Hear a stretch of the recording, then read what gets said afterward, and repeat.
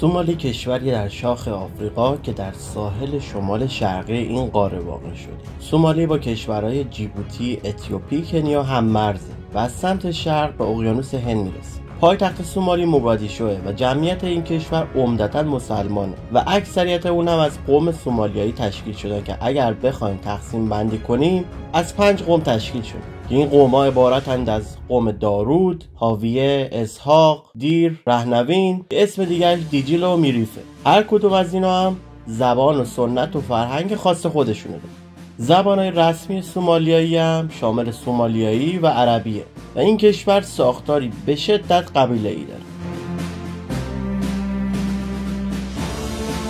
دلیل اصلی آغاز جنگ داخلی به فروپاشی حکومت مرکزی و عدم ثبات سیاسی برمیگرده. در سال 1991 حکومت دیکتاتوری سیاد باره که با سالها تو قدرت مونده بود بعد از سالها حکومت سقوط کرد و در ادامه به دلیل فروپاشی ارکانهای اصلی دولتی و تقسیمات نژادی و قومی باعث آغاز جنگ خونین داخلی شد که در ادامه با وقوع قحطی به دلیل نابود زیرساخت‌ها و صنعت کشاورزی و کمبود منابع بین سالهای 1991 تا 1992 باعث مرگ بیش از 300,000 نفر که عمدتاً غیر نظامی بود. با ادامه خشونت‌ها و مرگ هزاران انسان، سازمان ملل متحد در تاریخ جولای سال 1992 گروهی از نیروهای پاسدار صلح خودش رو به این کشور اعزام میکنه. این نیروها از کشورهای استرالیا، اتریش، بلژیک، کانادا، جمهوری چک، مصر، فیجی، فنلاند، اندونزی، اردن، مراکش، نیوزیلند، نروژ،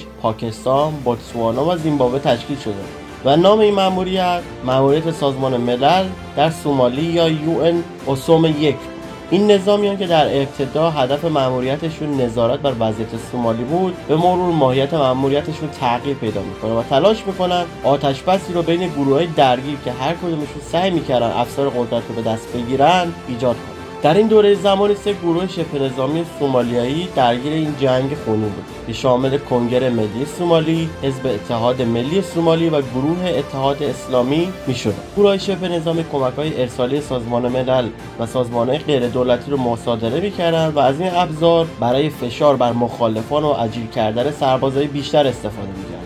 در ادامه تلاش‌های سازمان ملل به جایی نمیرسه و درگیری‌ها ادامه پیدا میکنه و در نوامبر 1992 آمریکا به سازمان ملل پیشنهاد تشکیل یک نیروی چند ملیتی رو میده که این نیروها مستقیما وارد سومالی بشن و کمک‌های بشردوستانه رو خودشون توزیع بکنن به جای اینکه این کمک‌ها توسط عاملین محلی توزیع بشه. به این ترتیب نیروی چند ملیتی یکپارچه یا یونیتاف بر اساس قطعنامه‌های 794 و 837 تشکیل میشه که فرمانده اون زیر نظر سپهبد رابرت بی جانسون از سپاه تفنگداران دریایی آمریکاست. 37,000 نیروی نظامی کشورهای مختلف در این عملیات بشردوستانه شرکت میکنن که 25,000 تای اونا آمریکایی هستند. این عملیات توسط آمریکایی‌ها عملیات بازگشت امید نامگذاری میشه که از تاریخ 5 دسامبر 1992 شروع میشه و تا ماه می 1993 ادامه پیدا میکنه. این عملیات تونست تا حدودی کمک‌های بشردوستانه و غذا رو به مردم قحطی زده سومالی برسونه، ولی از طرفی اقدام مستقیم جامعه جهانی باعث شد تا اونها رو در مقابل شبه نظامی‌ها قرار بده و خشونت‌ها رو افزایش بده. نیروهای تحت امر جنگسالاران سومالیایی برای اختلال در عملکرد نیروهای بین‌المللی بر سر راه اونا کمین می‌گذارن یا شبیخون‌هایی رو علیه پایگاه‌های اونا ترتیب میدن. از طرف نیروهای بین‌المللی هم تحت این که باید از خودشون دفاع کنن به مقابله به مصر می‌پردازن. از آغاز تا پایان این عملیات 82 نیروی خارجی جان خودشون رو از دست میدن که آمریکا و پاکستان به ترتیب با دادن 42 و 24 کشته بیشترین نیروی میدانی رو توی این عملیات از دست دادن. وقتی گزارش و عکس‌های مربوط به دستگیری بی‌دلیل، شکنجه و قتل شیدان آرون، یک نوجوان سومالیایی توسط 2 عضو کانادایی صلحبان سازمان ملل به رسانه‌ها درس پیدا می‌کنه و در ادامه مشخص میشه در یک مورد هم نظامیان کانادایی بعد از اینکه در کمین شبه نظامیان قرار میگیرن به اشتباه 2 غیر نظامی را هدف قرار میدن و میکشن که در ادامه تمامی این موارد از چشم عموم مخفی میمونه و یک جورایی لاپوشانی شده بود. مجموعه رخدادها باعث میشه تا تو ماه مارس 1993 بطرس قالی دبیر کل سازمان ملل از شورای امنیت بخواد تا مأموریت این سازمان رو در سومالی به چارچوب مأموریت دوم سازمان ملل در سومالی ارتقا بده. شورای امنیت هم با طرح قالی موافقت میکنه و این ترتیب مأموریت سازمان ملل در سومالی که اساسش ارسال و تسریع پخش کمک‌های بشردوستانه بود به ملت‌سازی تغییر پیدا کرد. مأموریت دوم سازمان ملل در سومالی از تاریخ 26 مارس 1993 شروع میشه و در کل 30,000 نیروی سازمان ملل که 22,000شون صلحبان و 8,000 تا دیگه از کارکنان این سازمان بودن وارد سومالی میشه.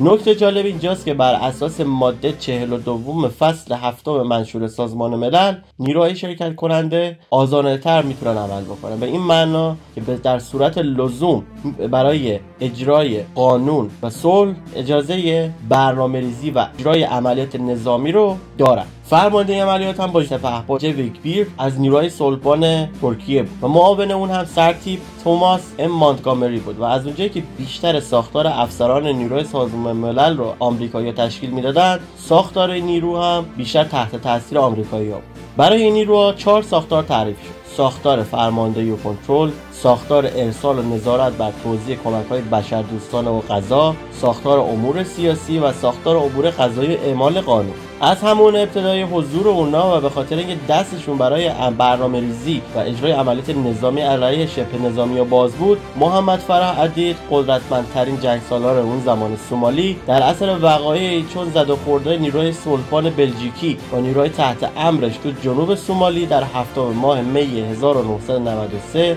و عدم استقبال سازمان ملل با طرح صلح ایجاد شده بین اون و سرهنگ عبدالله یوسف رهبر گروه شبه نظامی جبهه دموکراتیک سومالی باعث شد تا عدید با استفاده از ایستگاه رادیویی موگادیشو به پخش تبلیغات ضد سازمان ملل روی بیاره و مردم رو به مقابله با اونا تشویق کنه. این تبلیغات ایجاد کننده چرخه جدیدی از خشونت‌ها علیه نیروهای سازمان ملل تو سومالی شد که یکی از خونین‌ترین اونا رو تو تاریخ 5 ژوئن 1993 رخ میده. بعد از اینکه نیروهای سازمان ملل مشکوک به وجود داشتن انبار سلاح تو ساختمون رادیو موگادیشو میشن، تصمیم به تعطیلی اون میگیرن و به اونجا نیرو ارسال میکنن. از اونجایی که این محل به عنوان تنها مرکز به اصطلاح خبری در دسترس مردم سومالی در حال پخش پروپاگاندا علیه نیروهای سازمان ملل بود، گروهی از صلحبانای پاکستانی، آمریکایی و ایتالیایی به قصد تحت کنترل گرفتن ساختمان رادیو به این محل یورش میدن که در نتیجه بعد از اینکه طرفداران عدید در محوطه کنار ساختمان رادیو جمع میشن،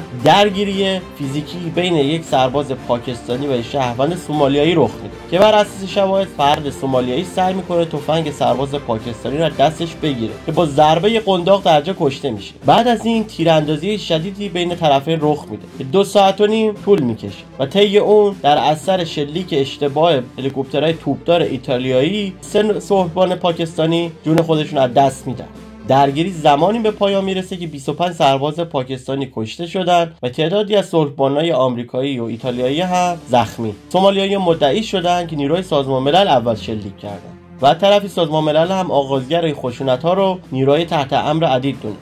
در 6 ژوئن 1993 شورای امنیت قطعنامه 837 رو تصویب میکنه که بر اساس اون درخواست میکنه فرد یا افرادی که در کشتار صلحبانان سازمان ملل دست داشتن دستگیر و محاکمه بشه. بعد از تصویب این قطعنامه نیروهای سازمان ملل با استفاده از هواپیماهای توپدار A330 نیروی هوایی آمریکا حملاتی را علیه اهداف متعلق به شبه نظامیان تحت امر عدید آغاز میکنه و از طرفی دریاسالار جاناتان هووی فرستاده ویژه سازمان ملل در سومالی طرح بازداشت عدید رو به اجرا در میاره و $25,000 جایزه رو برای لو دادن محل اختفای اون در نظر میگیره و عدید هم در مقابل اعلام میکنه که یه جایزه $1,000,000 برای کشتن یا دستگیری دریاسالار هووی تعیین کرد. در همون ماه ژوئن دریاسالار هووی از بیل کلینتون رئیس جمهور وقت آمریکا درخواست نیروی دلتا رو برای دستگیری عدید میکنه. از نظر هووی ارسال یک نیروی آموزش دیده و کوچک میتونه خیلی سریع تهدید عدید رو خنثی بکنه و بدون تلفات بالا و عملیات بزرگ نظامی این اقدام انجام پذیره. گرچه کلینتون با این درخواست مخالفت میکنه ولی بر اساس اطلاعات موجود نیروهای دلتا تمرین‌هاشون رو برای انجام چنین سناریویی قبل از اون شروع کردن. در 13 ژوئن 1993 زمانی که هزاران سومالیایی برای اعتراض به حضور نیروهای سازمان ملل در مقابل محل استقرار صلح‌بانای پاکستانی تجمع کرده بودند، نیروهای پاکستانی بر اساس گفته شاهدان و سومالیایی‌ها بدون هیچ گونه اخطاری به سمت تظاهر کننده شلیک می‌کنند که در نتیجه اون 20 نفر کشته و 50 نفر زخمی میشه. فرمانده نیروی صلح‌بان پاکستانی ژنرال اکرام حسن در این ارتباط به خبرنگاران گفت که بر اساس تحقیقات اونا برخی از شبه نظامیان تحت امر عدید که در میان تظاهر کننده‌ها بودند به سمت نیروی پاکستانی شلیک کردند و اونا هم برای دفاع از خودشون مجبور به تیراندازی متقابل شد. و اما خونین‌ترین روز در تاریخ 12 جولای 1993 رخ داد که از اون به عنوان مهمترین رویداد مأموریت دوم سازمان ملل در سومالی یاد میشه. رویدادی که کل محور مأموریت رو زیر سوال میبره. در 12 جولای نیروی سازمان ملل تصمیم میگیرن تا به عبارت عبدی در موگادیشو حمله کنن، جایی که بر اساس اطلاعاتی که اونا کسب کردن محمد فرح عدید قرار بود با تعدادی از فرمانده‌هاش و صاحب خانه عبدی حسن اوالی وزیر داخله خودخوانده عدید جلسه برگزار کنه. در ادامه آمریکایی‌ها با استفاده از هلیکوپترهای توپدار کبرا و به فرمانده رزمی لشکر دهم کوهستان نیروی زمینی آمریکا به این محل حمله می‌کنند. در ابتدا هلیکوپترهای کبرا با استفاده از موشک‌های تا و توپ 20 میلیمتری ساختمان رو زیر آتش می‌گیرند و بلافاصله بعد از پایان حمله اونا نیروی پیاده با استفاده از هلیکوپترهای بلک هاک در محل پیاده میشن. در طی عملیات بر اساس گفته‌های سازمان ملل بین 7 الی 20 شبه نظامی که بینشون چند تا ریش سفید هم بوده کشته میشن و از طرف دیگه گروه حقوق بشری و برخی از سران کشورها با اتکا به اطلاعات که گروه کنگره سومالی به رهبری عدید منتشر ساخته این اقدام رو جنایت میدونه. از اونجایی که اجسادی که به دو بیمارستان اصلی موگادیشو منتقل شده بود بیش از 54 نفر کشته بود و در ادامه اونها اعلام کردن که این ساختمان قرار بود یک گردهمایی صلح با حضور بزرگان قبایل انجام بشه و تنها کشته‌های حمله غیر نظامی‌ها بود. این رویداد چرخش بزرگی در تحت تاثیر قرار دادن افکار عمومی سومالی و جهانی بر نحوه عملکرد نیروهای سازمان ملل در سومالی گذاشت و باعث تشدید درگیری‌ها و پیوستن نیروهای بیشتری به گروه‌های شبه نظامی کنگره ملی سومالی به رهبری عدید شد. بعد از این حمله کنگره ملی سومالی جایزه برای کشتن یا اسارت نیروهای سازمان ملل به خصوص آمریکایی رو تعیین میکنه و در ادامه در تاریخ 8 آگوست 1993 این نیروها برای اولین بار به صورت کاملا آمدانه به نیروهای آمریکایی حمله میکنه. در این تاریخ نیروهای عدید با کار گذاشتن مواد منفجره کنترل از راه دور یک خودروی هاموی ارتش آمریکا را منفجر میکنند که در نتیجه اون 4 دژبان کشته میشه. در 19 و 22 آگوست حملات ادامه پیدا میکنه و در این تاریخ‌ها حملات علیه نیروی آمریکایی باعث میشه که در مجموع 10 سرباز زخمی بشه. این حملات باعث میشه تا بیل کلینتون دستور انجام عملیات مار وحشی رو بده و به این ترتیب تاسک فورس رنجر که از 441 نیرو عملیات ویژه تشکیل شده بود به سومالی اعزام میشه. تاسک فورس رنجر از اعضای دسته براوو گوردان سوم هنگ 75 رنجر به فرمانده سروان مایکل دی استیل، اسکادران چارلی نیروی دلتا به فرمانده سرهنگ دوم گری ال هرل، اعضای دو گروه و اسکادران 24م عملیات ویژه نیروی هوایی تشکیل شده. برای پشتیبانی از اینام گوردان یکم هنگ 160 هوانوردی عملیات ویژه نیروی زمینی آمریکا موسوم به نایت استاکر هم به این ماموریت اعزام میشه و این واحد 8 هلیکوپتر MH-60، 4 هلیکوپتر MH-6 و 4 هلیکوپتر AH-6 رو برای اجرای عملیات در نظر میگیره. فرمانده تاسک فورس رنجر ژنرال ویلیام اف گریسون که تحت نظر نیروهای سازمان ملل عملیات رو انجام نمیداد و در مقابل مستقیما زیر نظر سنتکام فعالیت میکرد. تاسک فورس رنجر بعد از مستقر شدن در فرودگاه موگادیشو در آگوست 93 چندین مأموریت رو علیه نیروهای شبه نظامی کنگره ملی سومالی انجام میده و ساختار اونا رو تضعیف کنه و همینطور به کسب اطلاعات بپردازه تا بتونه شخص عدید رو دستگیر کنه. از جمله عملیات موفق تاسک فورس رنجر میتونیم به حمله به ساختمان رادیوی موگادیشو، نابودی خودروهای تکنیکال گاراژ عثمان اتو و دستگیری شخص عثمان اتو، وزیر خودخوانده دارایی و اقتصاد دولت عدید اشاره کنه. همینطور نیروی عملیات ویژه آمریکایی برای فریب دادن دیدبان‌های شبه نظامیان که در نزدیک فرودگاه مستقر شده بودند در طول روز بارها پروازهایی رو با سربازان انجام میداد تا اونا رو گمراه کنه. تو تاریخ 3 اکتبر 1993 تاسک فورس رنجر که نتونست عدید رو دستگیر کنه بر اساس اطلاعاتی که به دست میارن متوجه میشن در ساختمانی واقع در بازار باکارا یه شهر موگادیشو که قلمرو عدید محسوب میشه قرار بین اعضای بلندپایه و مشاوران عدید به نامهای عمر صلات و عبدی حسن اواله جلسه برگزار بشه و اونا تصمیم میگیرن با اجرای عملیات ضربتی این افراد رو دستگیر کنن. با کمک خبرچینای محلی تاسک فورس رنجر عملیاتی رو که بر اساس گفته گریسون قرار بود فقط 30 دقیقه به طول بکشه رو طراحی میکنه و قرار میشه تو 2 مرحله اجرا بشه. تو مرحله اول نیروی دلتا سوار بر هلیکوپتر تناوری سبک لیتل برد بر فراز پشتبان و خیابان‌های چسبیده به ساختمان پیاده میشه و 4 گروهان رنجر هم در 4 گوشه ساختمان با استفاده از طناب پیاده میشن و اجازه عبور و مرور به این محل رو نمیدن. بعد از اجرای مرحله اول و دستگیری افراد مورد نظر یک کاروان متشکل از خودروهای هانوی و کامیون‌های 5 تنی به محل میاد و تمامی دستگیر شدگان به همراه اعضای رنجر و دلتا رو به پایگاه منتقل میکنه. از طرف دیگه شبه نظامی تحت فرمان عدید با بررسی عملکرد نیروهای آمریکایی سازمان ملل طرح‌های مختلفی رو برای مقابله با اونا در نظر میگیره. یکی از اونها شلیک پرحجم پرتاب‌های RPG برای هدف قرار دادن هلیکوپترهایی که در ارتفاع پایین پرواز میکنه. فرماندهان میدانی شبه نظامی برای عقیده بودن که پاشنه آشیل نیروهای آمریکایی هلیکوپتراشون هستن که اونا مجبورن برای حمایت از نیروهای زمینی اونا رو تو ارتفاع پایین به پرواز در بیارن و به این ترتیب با هدف قرار دادنشون اونا رو درگیر یه جنگ فرسایشی بکنن و همزمان با بسیج عمومی مردم و مسلح کردن اونا و ایجاد راهبندان هر نوع رسیدن کمک به نیروهای آمریکایی درون شهر رو توش وقفه ایجاد بکنن و به این ترتیب اونا رو شکست بدن. در بعد از ظهر روز 3 اکتبر عملیات شروع میشه و در ساعت 15:42 به وقت محلی نیروهای دلتا به محل ساختمان میرسن و ادامه رنجرها هم در مناطقی قرار بود مستقر بشن با طناب پیاده میشه. در ابتدا همه چیز به خوبی پیش میره و اونا موفق میشن صلات و اواله رو به همراه تعداد دیگری از اعضای گروه عدید دستگیر کنن و در ادامه عملیات و با افزایش کار شبه نظامیان و سنگین‌تر شدن درگیری بعد از 40 دقیقه از آغاز عملیات در ابتدا سوپر 61 هلیکوپتر بلک هاک به خلبانی کلیف ولکات مورد هدف پرتاب‌های RPG قرار میگیره و سقوط میکنه و در ادامه یک بلک هاک دیگه با کد سوپر 64 به خلبانی ماکدورانت هم هدف RPG قرار میگیره و سرنگون میشه. همزمان فرماندهی آمریکایی تصمیم میگیره نیروی میدانی رو به محل سقوط هلیکوپترها بفرسته. گروهی از رنجرها و اعضای دلتا به محل سوپر 61 میرسن ولی به دلیل دور بودن محل سقوط سوپر 64 نیروها به موقع نمیتونن به محل برسن و دو تک‌تیرانداز نیروی دلتا به نامهای رنگ شوگارت و گری گوردن داوطلب میشن که به محل برن و تا زمان رسیدن نیروی کمکی در مقابل شبه نظامیان مقاومت کنن. با بستن راههای ورودی به شهر و غیر مسیرهایی که میتونست باعث بشه نیروهای کمکی سریعتر به کمک نیروهای گیر افتاده در شهر برسن باعث شد تا عملیات ریکاوری نیروها کند بشه و در ادامه شوگارت و گوردون یکی پس از دیگری توسط شبه نظامیان کشته میشن و اجساد اونها در خیابان‌های شهر توسط